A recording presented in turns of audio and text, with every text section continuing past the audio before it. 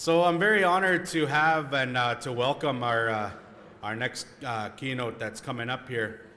But I do want to give her a proper introduction in a good way as well. So I'm going to do a couple things first. I'm going to learn Navajo, the Dene language. I'm going to learn to build a hogan, and then I'm going to apply to Harvard, and then I'll be able to introduce her properly. Yeah. I'm going to take it easy, though, because she said she'll get me back, so I don't want to do that. So, Shelley Lowe is the head of the Native American education program at the University at Harvard University.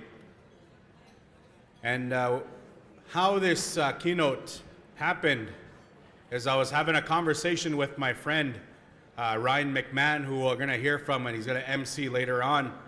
And he shared with me one phone call, and the first thing he said was, "Chris, Shelley Lowe, Harvard, think Indigenous." I was like, okay, we'll hook it up. Let's get her. Let's see if she can make it. So then I called her and I asked her to come, and she was more than willing to come down and make her way here. And those of you that check out the news that's happening and some of the things that are keen on some of the things, I guess Harvard's kind of like a big deal, I guess. I don't know. Yeah. But they got hit wicked hard with a snowstorm the other day, and I was worried about flights and worried about making sure that she can make it. And somehow, some way, on the prayers of our elders and on the thought of and the wish of Think Indigenous moving forward, her flight was able to manage to make it over here a little bit later and longer than expected. But I'm very, very honored that she comes forward to share with us. And again, in respecting the people that come up and how they introduce themselves and who they are, I want to leave that up to them to do it in the best way that they know how. All of you have a conference book. All of you have access to Google. But to Think Indigenous and what we want to do for our conference is to bring forward people that will inspire us to think differently when we have our children in front of us.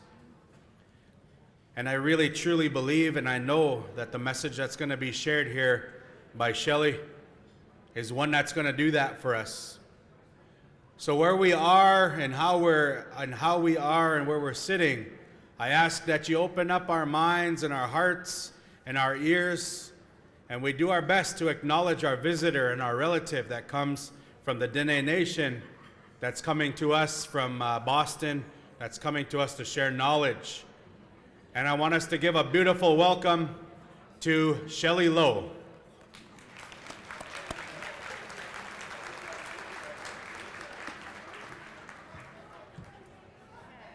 Let me know if you need more water, and I'll give you the sign. Okay, thank you.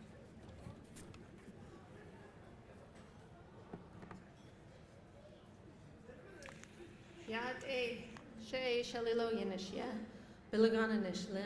Nana stage touching Bashachi, Bilagana Dashache, do Trabaha Dashanale, Locantia de Nasha. My name is Shelley Lowe. I'm Navajo. I'm from Ganado, Arizona. I've already met 2 of the Navajos in the room so far. Ooh. We've got Navajos in the room. Navajos are everywhere.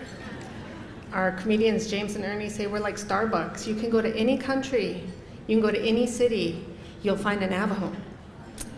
And it happens. I've done that. I've met Navajos in the randomest places. I want to thank everybody today for being here, for inviting me here to talk to you. I want to acknowledge the tribal territory that we're on, the Treaty 6 territory, and the homelands of the Métis. I want to say Chris for sending me an email and asking me to keynote at this conference. I've actually never keynoted before, so you guys are just going to have to bear with me a little bit. I've done lots of talks, usually educational talks, telling people about the work that I do, but not keynote talks. So bear with me. I'll try to stay on time, and I'll try to stay on track. I also want to thank Yvonne. Yvonne, if she's in the room, she came and she picked me up at the airport yesterday. I had a long travel day. I made it out. I had a long travel day, and she picked me up in this really big van. And she was really happy, and she was really nice. And then she ran a red light. Yvonne, I just told on you. I'm so sorry. And I thought, dang, she's really excited. And I thought, that's good, because I'm really excited too. But it was fun. And then we had to wait for a train, so we had to stop and chit-chat some more. I'm going to talk to you today about what I do. And what I do is I work in higher education. And Chris has already dropped the H-bomb a number of times. Yes, Harvard. I work at Harvard. And everybody hears that word Harvard, and it changes the atmosphere in the room. Sometimes it makes the air in the room smell funny. Sometimes it just puts like this buzz in the room that I don't understand. But yes, I work at Harvard, and it's an okay place. It's just another place. It's just another institution and a university, but it does have a very interesting history, and that history brings, a little bit more importance to its name. But before I go into that, and we can go into, let's see if my clicker works. I'm going to do something that I've learned to do more recently.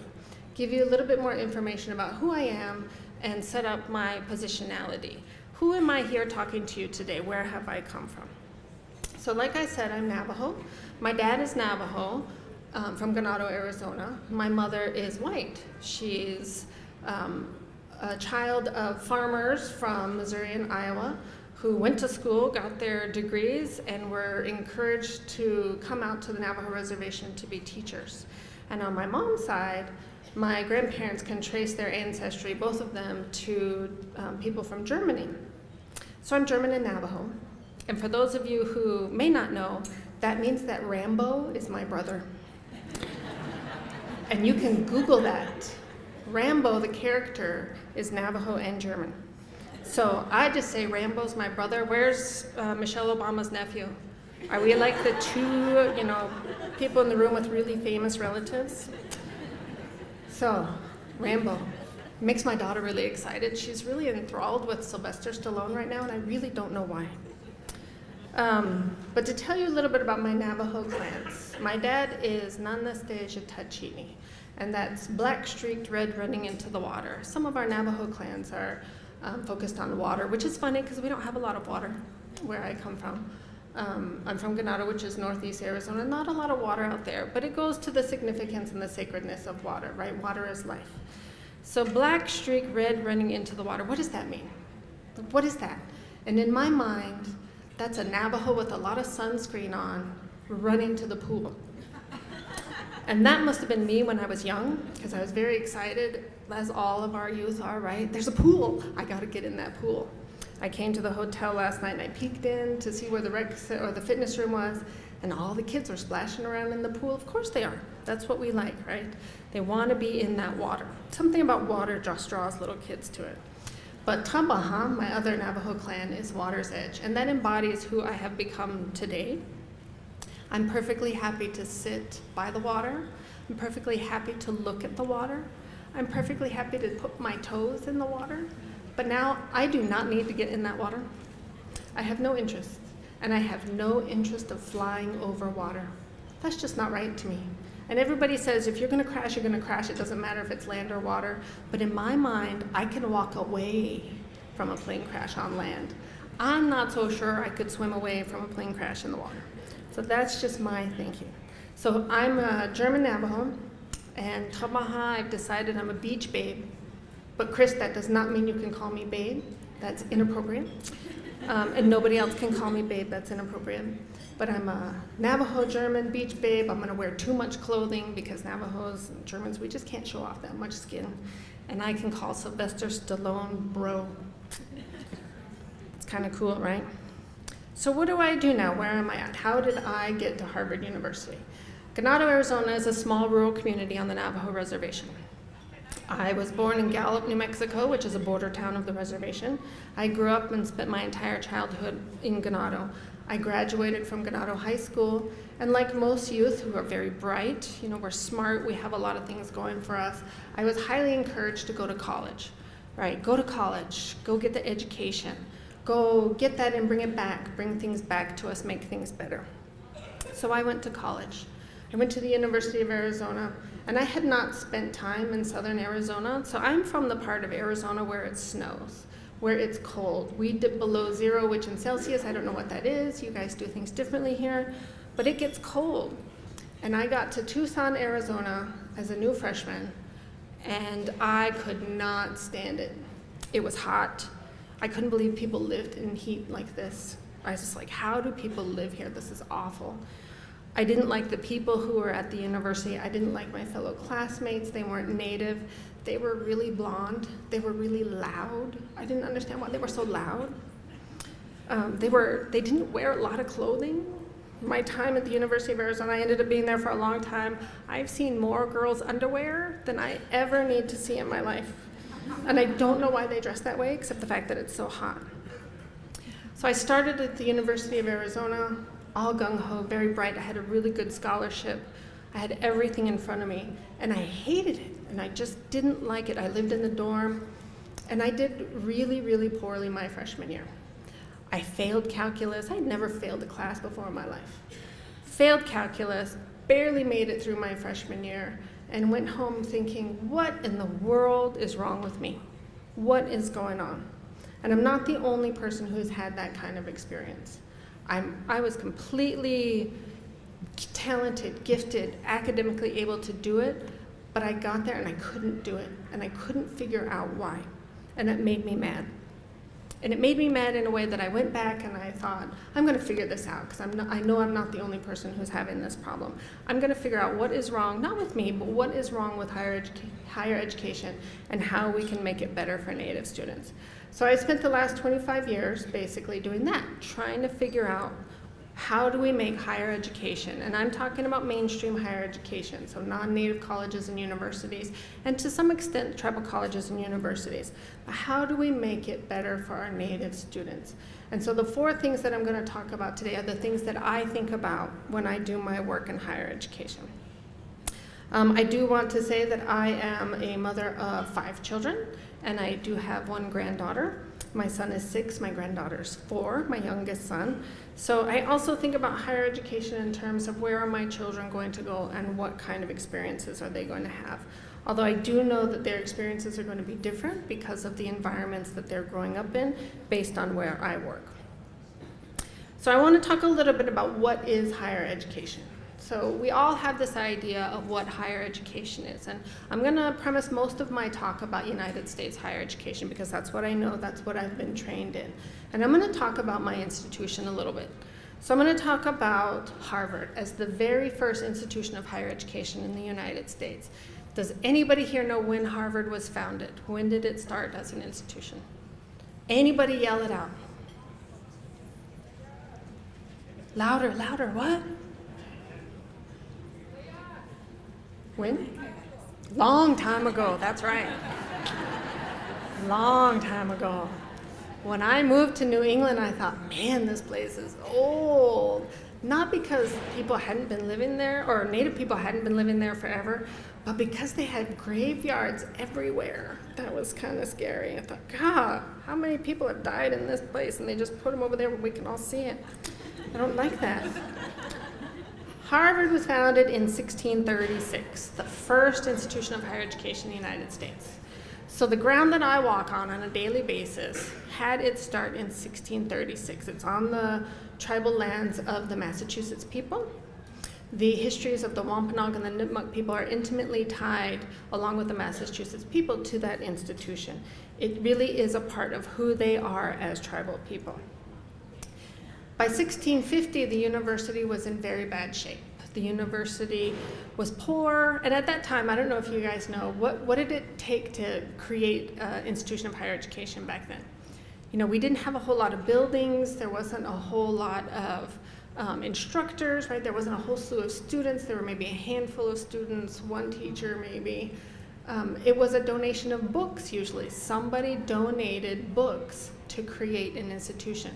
And at that time, we didn't have printing presses in the United States, so we didn't have books in the United States. So books are the beginning of institutions of higher education. And from there, Harvard tried to build its way with infrastructure and buildings. By 1650, it was poor, it was in bad shape. It needed some real help and support. So how do they get help and support? Well, they write to England, they write to rich individuals that they know, and they say, we are going to educate the native people of this country. We're going to teach them at Harvard. Please give us money to do that. And the Society for the Propagation of the Gospel said, we believe in what you want to do. We're going to give you money. And Harvard got enough money to have its first brick building on campus. And in 1650, it created its charter, which is the charter that we abide by to this day. And in that charter, it says, for the education of English and Indian youth of this country. Harvard is founded to this day for the education of Indian youth of this country. It's written, you can Google that too. 1650, the Indian colleges built the first brick building on Harvard's campus. And guess how many Native students went through the Indian college?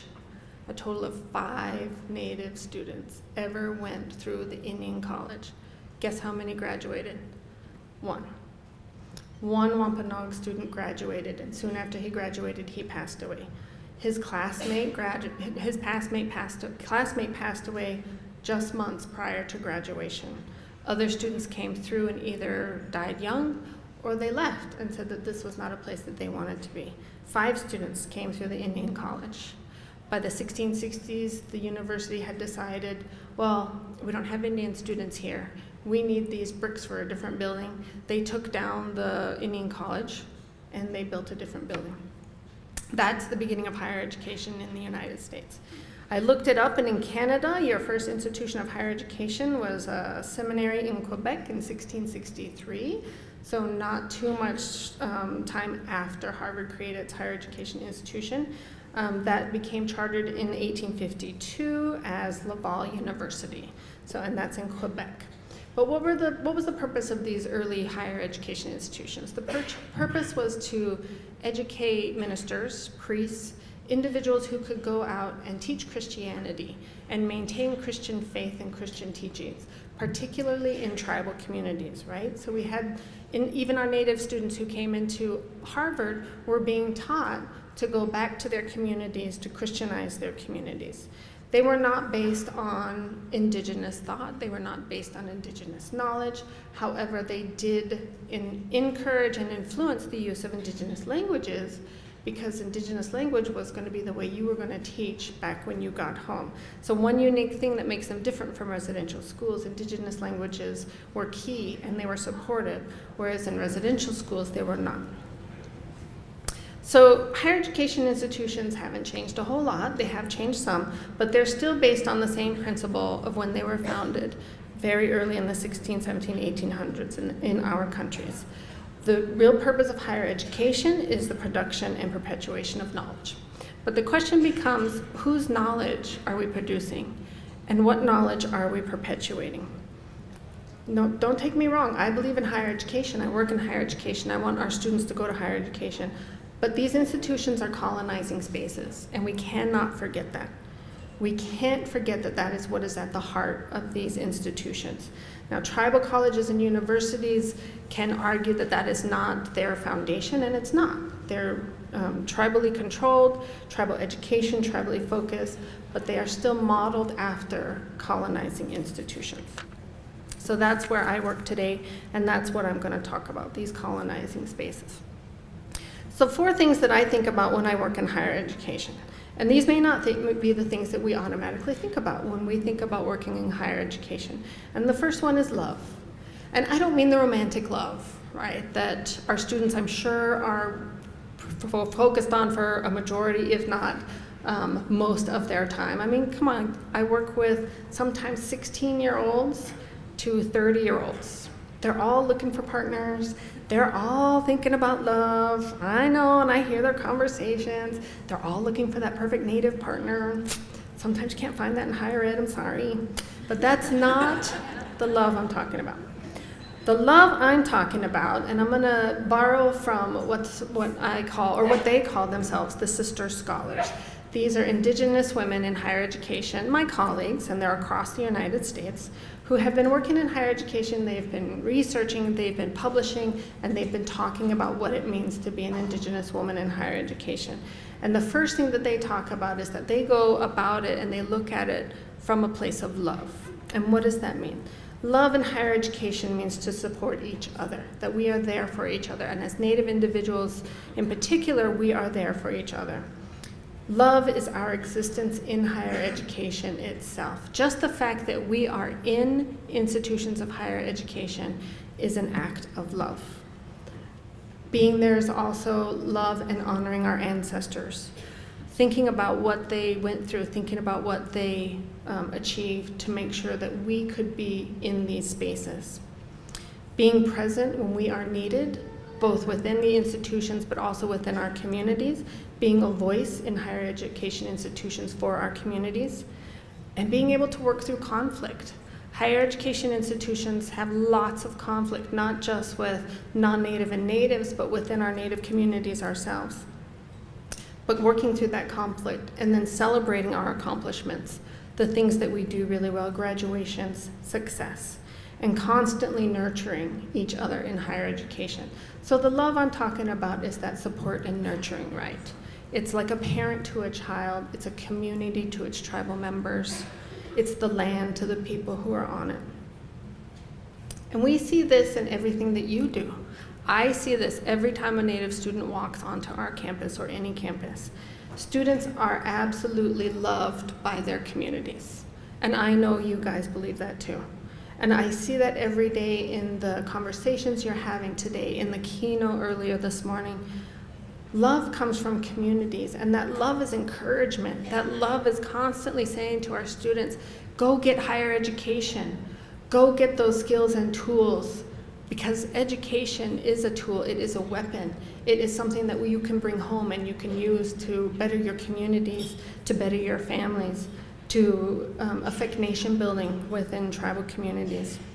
It's that encouragement, that love that students come with, and they believe in that and they feel it. And I know that they feel that when they come into our institutions. But that love is also that student back to their community. Our students love their communities. They love their tribes, they love their families. They love being the person who is going out to get skills, to get those resources, to come back and help. Number one reason why our students go to college, so they can give back, so they can come back.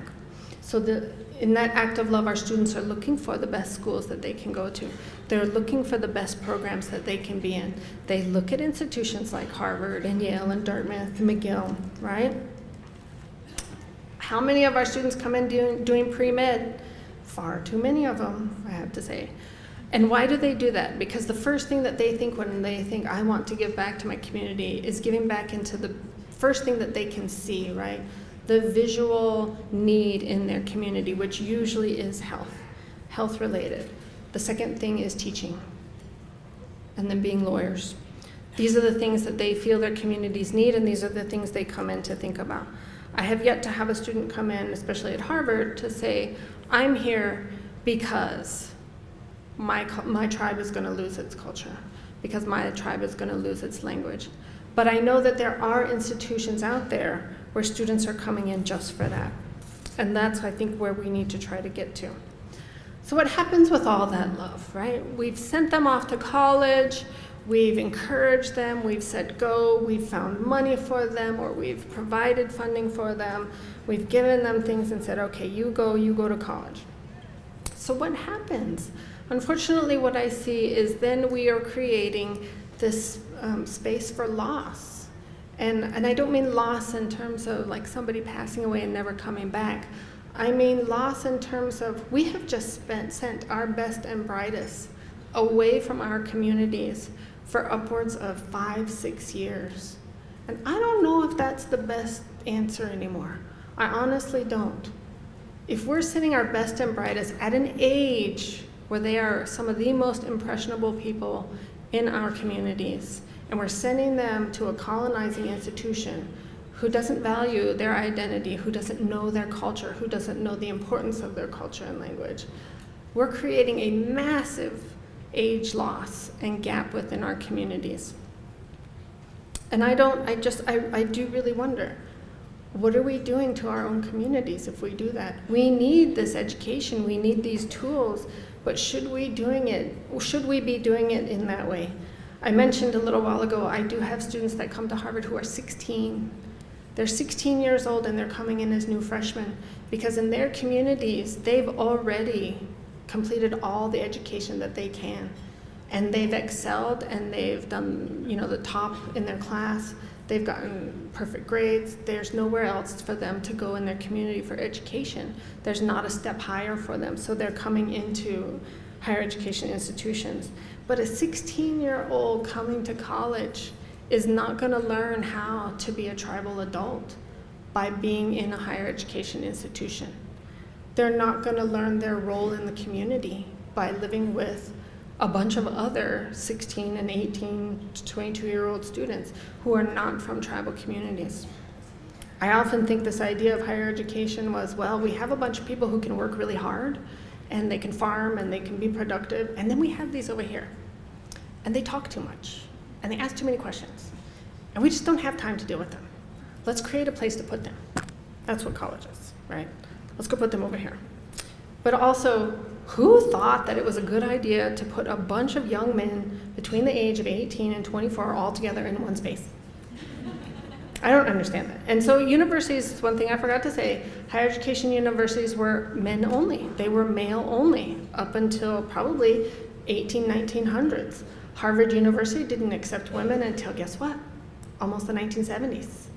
Can you believe that? It's men only. That was just, I don't know, that's kind of I just don't think that that's a good idea, putting that many young men together in one space. But a lot of that kind of thinking reverberates into what we see today. So we're sending our students into this institution at a really ripe time in their lives for learning, and we're expecting somebody else to teach them.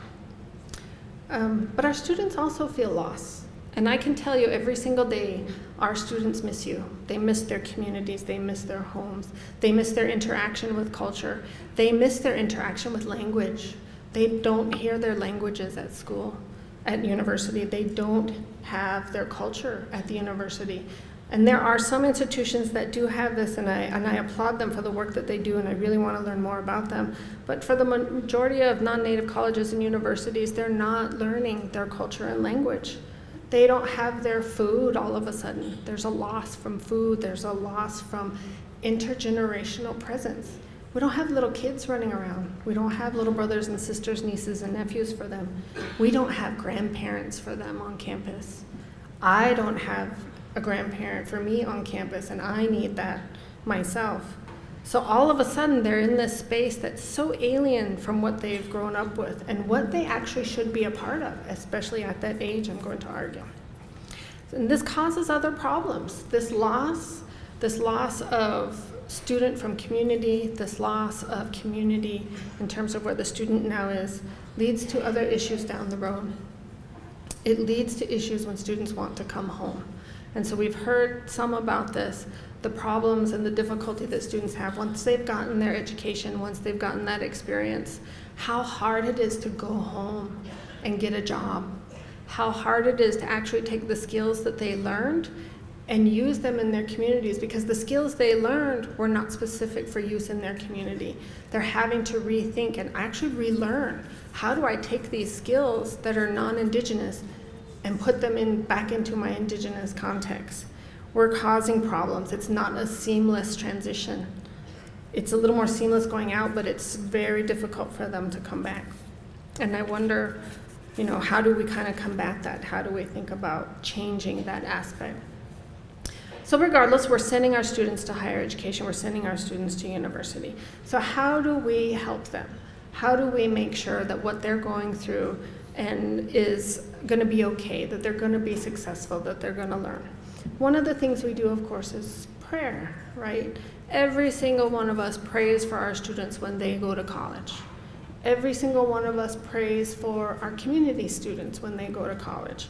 And I do think that communities pray for students all the time. Families pray for students, communities pray for students.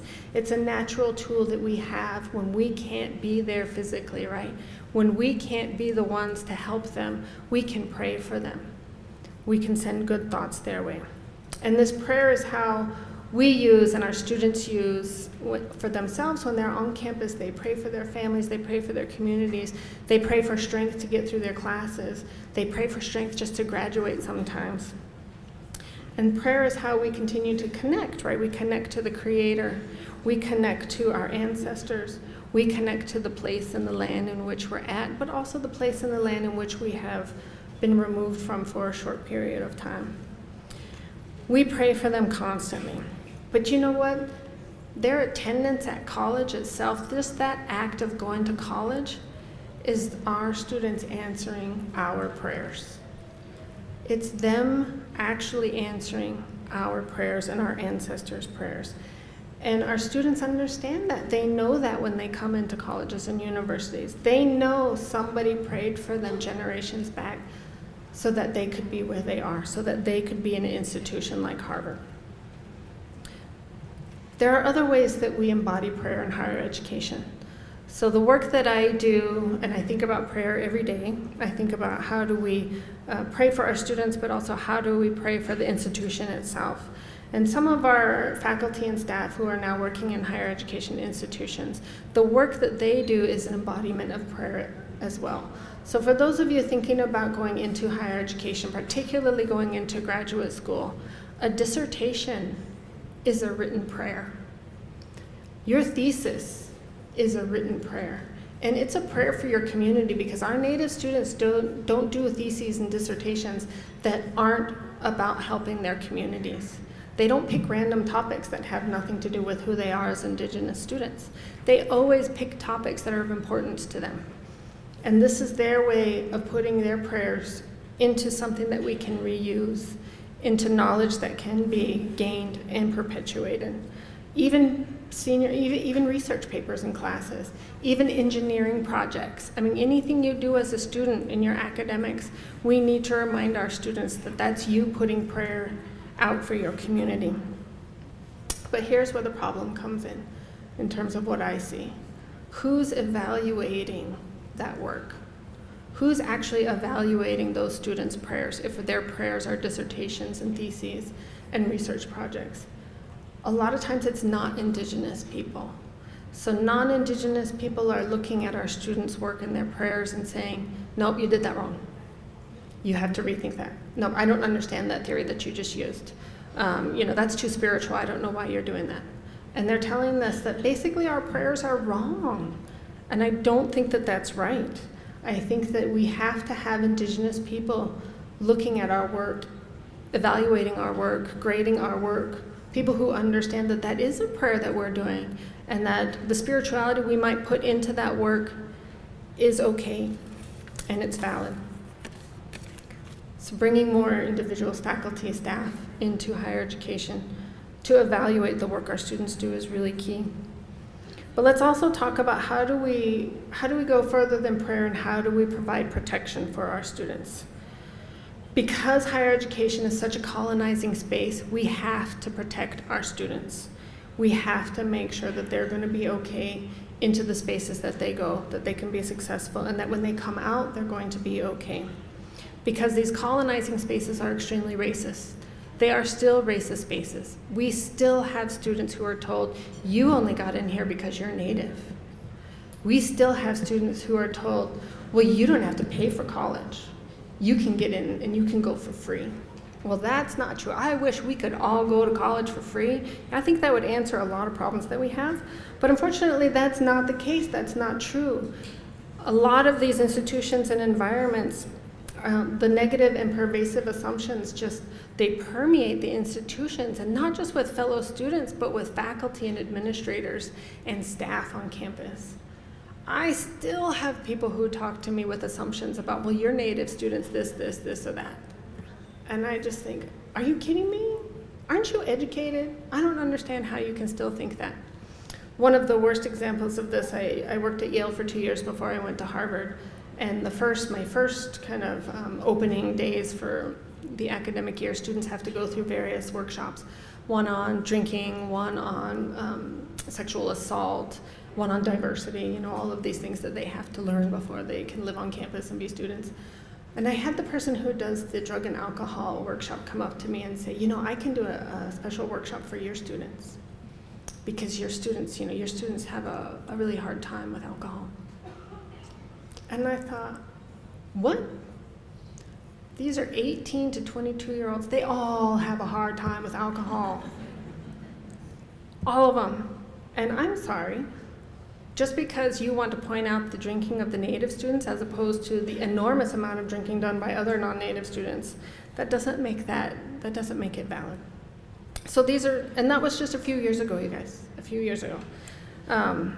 It's hard for our students to be in these spaces. These spaces are not nurturing their tribal identities, their tribal culture, their tribal needs, their tribal values. So how do we provide protection to our students? Many of us will have them go through ceremony before they leave to go to college. Many of us will send them with items that we need them to have, right? We send them with corn pollen. We send them with sage, feathers, other sacred items. Sometimes we send them with 5 blankets. I don't know why. Because blankets are protective, right? If it gets bad, just put all your blankets over you. It's okay. I don't know. I still buy blankets, and I have too many. So we send them, right? We send these things out. Because we know our students are not just individuals. They're part of a collective community. They're part of our community. Their success reverberates into our communities. Their lack of success also reverberates back into our communities. We need them to be successful, because everything that affects them in higher education will affect our communities. What else do? We create spaces within higher education, spaces for Native students to be, academic spaces, Native studies, cultural center spaces for them. And some of us really go out of our way to make sure that those spaces are there. Somebody once told me there are 2 things that a Native support office has to have on a college campus. 2 things identified by students. And what do you guys think those things are? One, it's not food, it's not coffee, because we always have food and coffee. The 2 things that Native students say they seek out and want and need and talk about the most in Native spaces on campus: a comfy couch and a blanket. Because they don't take all of those blankets with them everywhere they go, apparently. There has to be one in the office for them.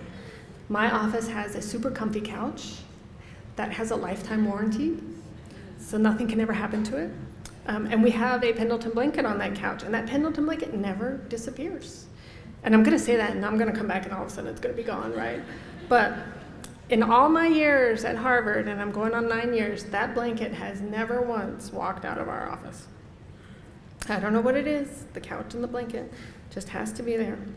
The other way that we can protect them is to maintain our humor. The one thing I really like about this conference is you start the day with humor, you start all your breaks with humor, we laugh at each other, we laugh at ourselves, we laugh at everything else. It's good. It lightens everything, it makes things not so serious.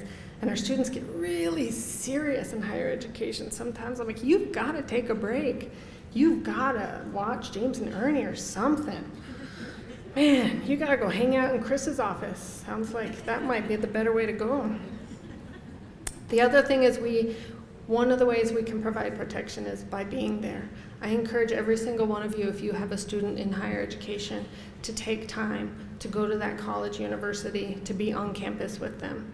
Because it's a really alienating space, and it's so powerful when you can go and be there with them, when you can physically stand next to them and be a part of that space with them.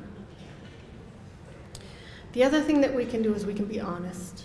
We can teach them what has really happened to our communities, so that when they get there, they can understand why in the world they fail calculus, right? Why were they so underprepared for the level of academics that they are coming into? It's not our students' fault. It's not our school's fault. It's structural inequality that has created school systems that are not able to prepare our students for the level of higher education that is offered in most universities. It's not their fault. And understanding that empowers them to say, okay, I need to take this remedial math class. And why we use the term remedial, I don't know. You have to take the intro level math class and the intro level writing and reading class. And that's okay, right? It's okay that you have to start there. So thinking about these and how do these things really play out in what I do? Number one, I love all of your students. I love every single college student that comes into campus, no matter where they are. And I would love you no matter what institution you're in. I don't know you, I don't know your institution. I just love you that you're a Native college student or that you're a Native faculty member, a Native staff member, because we're only 1% of the population in the United States, only 1% of the higher education population. That's really small, really small. It's so important that we have Natives in higher education, that we have a Native presence on our college campuses. And it's so important that we start to build these Native communities within our institutions. I have to be honest, working at Harvard, there's about 9 of us who are Native staff. We have 1 Native faculty member. Did you guys know that? Harvard has 1 Native faculty member, and guess what? He started 2 months ago. He's our first full-time Native faculty member. We have had other Native faculty members who had come through the university who have not reached tenure. This is Phil Deloria. He's our first Native faculty member. We have part-time faculty members. We have lecturers. We have a whole host of people who come through as visitors and teach. We have 1 Native faculty member. We're a really, really, really small community within the Harvard system and within kind of the New England system altogether. We're really lonely, you guys. I'm lonely. Not in that way that you should come ask me to dance later, not that way. I'm lonely because I don't have enough Native colleagues. When things happen, I have to call my colleagues who are states away on the other side of the country and say, oh my gosh, do you know what's going on? I love being in spaces like this because I can talk to you in person about it. I can say, this is what I'm dealing with. What do I do? Can you help me? And I love it when the students come and they create a community and they create all of this fun and this excitement on campus. But guess what? I was trained in higher education. I was trained specifically in student affairs, which means I've taken counseling classes. I know how to work with students one-on-one. I know how to work with administrators. I know how to talk about Natives in higher education. The one thing nobody prepared me for was the fact that our students come in, and I get them for the time that you don't, but then I lose them. Then they leave us. And sometimes we're glad they leave. I'm just gonna be honest. Some of them are difficult. We still love them. Some of them are difficult. But sometimes they're gone and we just think, gosh, our student's not here anymore. And we're back to new students, which is always good, new students coming in. But we also experience loss, and nobody has ever said to us how to deal with that loss. Some students we can keep in touch with, some students we know where they go. Some students leave and we never know what happens, never know where they've gone. They don't do Twitter or social media. Oh my God, how do you not do social media? We can't know where they are, and we just hope that they are okay, right? And they're off doing good things, but we lose them too. How do we do prayer in our own work? We serve on diversity committees. We act as the voice for Native students. We write reports. All of the work that I do that sometimes really ticks me off and makes me irritated, I always think this is my way of praying for our students. That's the kind of work that we do. And the way that we do protection, and for me, this is maybe much more just about what I think. We make sure that what we do doesn't cause more harm. That our actions don't create more harm in our students, but also in our communities. We have to be aware of our own actions all the time. What do we do? Because our students watch us. They know what we're doing, they know where we are, they know when we're not there, if they feel like we need to be there. They know if we're bickering amongst each other. Faculty always bicker with each other. I don't know about you guys. You guys gotta get over it, come on. I'm just kidding. But it's hard, right? It's hard to think about our own actions because all of these students are looking at us and their communities are watching. I always think that the students' communities are watching us. And we work as much as we can to indigenize higher education spaces, and that's a really, really, really difficult job because these spaces are so anti-wanting to become indigenous. They're not thinking about it, they don't want to think about it, and they don't think that that's a valid place where they can go. So it's difficult. It's very difficult to be in higher education. So we'll think about our challenge. What's our challenge? And our challenge is to maybe rethink how we engage with higher education.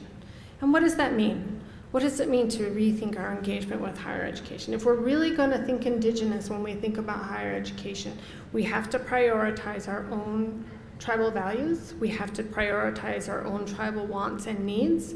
We have to prioritize our languages, and we have to start there. Higher education institutions don't start there. How do we flip the coin and say we can't do that anymore? We have to start with our own and grow it from there and connect it to what already exists. Higher education institutions are not going to change a whole lot. And if they do, it's going to be years down the road, and I'm not going to be around here anymore, and probably most of you won't be here either. It's going to take a long time, but we have to think within our own communities, how do we start to affect that path into higher education and that experience with higher education? How do we keep language and culture in place and still send our students off to university? How do we make sure that the knowledge that's being built and being taught within our institutions is tribal cultural knowledge, and that's what's being perpetuated? How do we make higher education culturally appropriate with indigenous identity, with indigenous place, and with indigenous space? That's our challenge. I don't have all the answers. I'm looking to you because I would like you to help me with this. I would like you to help our students make this happen because I can't do it by myself. Our communities have to be behind this. Our teachers have to be behind this. We have to really come together to do this. And there's one last thing that I want to leave you with. The way that we can do this and the way that we maybe move forward. Number one, we always focus on love. Love of our students, love of our cultures, love of our communities, and the love of the value of education. Always make that priority number one. And from there, good things should follow. We have to learn how to minimize any and all loss that we're experiencing by moving in and out of higher education. We have to be the ones who control our prayers. We have to be the ones who control the curriculum. We have to be the ones who control and evaluate what our students' work looks like and what their standards are. We have to be able to control that because that's what our students need and that's what our communities need. And we have to make sure that we can be protective of all of our students who come into higher education, all of our individuals who get educated and go off into the world, whether they go back into their communities or whether they go into cities, whether they go into businesses. No matter what they do, we have to be protective of all. And there was one woman, I was at a meeting a couple of years ago about domestic violence resources within the state of Massachusetts. The UMass Boston campus had brought individuals across Massachusetts, different offices and programs together to talk about what resources are out there for natives in terms of domestic violence support. And it was a really difficult conversation, right? It's hard to talk about these kinds of things. And you would think, how does this apply to higher education, right? Why am I in this room talking about the resources for individuals who need help with domestic violence? And I listened to a lot of people talking, and I listened to frustration. And I listened to one woman in particular say it was so hard for her to go to work every day because she has to walk by that man who she knows is abusing his wife. And he's a tribal leader, and she has to say hi, right? And she has to walk straight by him, and she has to pretend like nothing's going on. She could say something, but people have said, don't say anything. And it makes her sick when her husband says hi to him, right? How can you say hi to that man? And there was an elder woman from Western Massachusetts sitting in the room, and she said to us, everybody throws us away. And they do it fairly easily, right? Everybody throws us away as Native people. We cannot afford to throw our own people away. Regardless of their actions, regardless of what they've done, we have to find ways where we are not throwing them away. Education in this country, right? She brought tears to my eyes. I thought, oh my God, that is exactly how I need to live life. Education in Canada and the United States has thrown our youth away. And it has done it on purpose. And it continues to do it in many instances today. And if we're going to move forward with education and we're going to indigenize education, we have to remember that no matter what, we cannot throw any of our own away. And we take our work and we move forward with that. So any suggestions you have for me, I would love for you to come talk to me.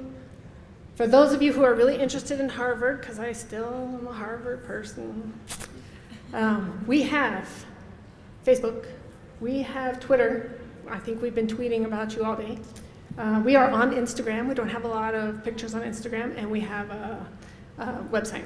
So if you're interested in coming to Harvard, please come talk to me, because we'd love to have you. So thank you, everybody, and have a good rest of the day.